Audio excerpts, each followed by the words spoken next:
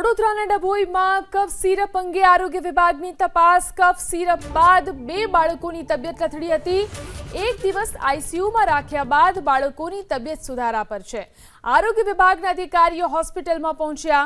બંને બાળકોની તબિયત અંગે રિપોર્ટ તૈયાર કર્યો। સારવાર કરતા તબીબનો જવાબ લેવાયો। ડ્રગ્સ વિભાગના અધિકારીઓએ સેમ્પલ લીધા।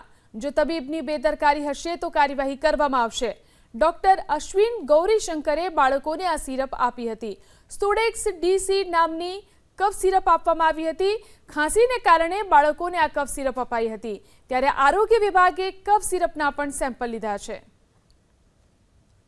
ફૂડ એન્ડ ડ્રગ ડિપાર્ટમેન્ટ છે અધિકારીશ્રીઓ, તાલુકા હેલ્થ ઓફિસરશ્રીઓ તેમજ અમે આજરોજ તપાસમાં પીડિયાટ્રિશિયન બાળરોગ નિષ્ણાંત છે એની મુલાકાત પણ લીધી છે। બાળકોની રૂબરૂ મુલાકાત લેતા બંને બાળકો બિલકુલ સાજા સારા છે, એમને કોઈ તકલીફ નથી અને આ બાબતમાં જે પણ કાર્યવાહી સરકારશ્રીના નિયમ પ્રમાણે કરવાની હોય એ અમે કરી રહ્યા છીએ। માહિતી એકત્રિત કરી રહ્યા છીએ। આમાં કયું સિરપ હતું, એનો ડોઝ શું હતો, એની બધી જ વિગત છે અમે મેળવી રહ્યા છીએ અને જરૂર પ્રમાણે છે પોલીસ વિભાગ છે એનો પણ અમે મદદ લઈ રહ્યા છીએ અને એ સંપૂર્ણ વિગતો મળ્યાથી અમો સરકારશ્રીમાં જે છે માનનીય મુખ્ય જિલ્લા આરોગ્ય અધિકારી મારફત છે એ અહેવાલ સાદર કરીશું।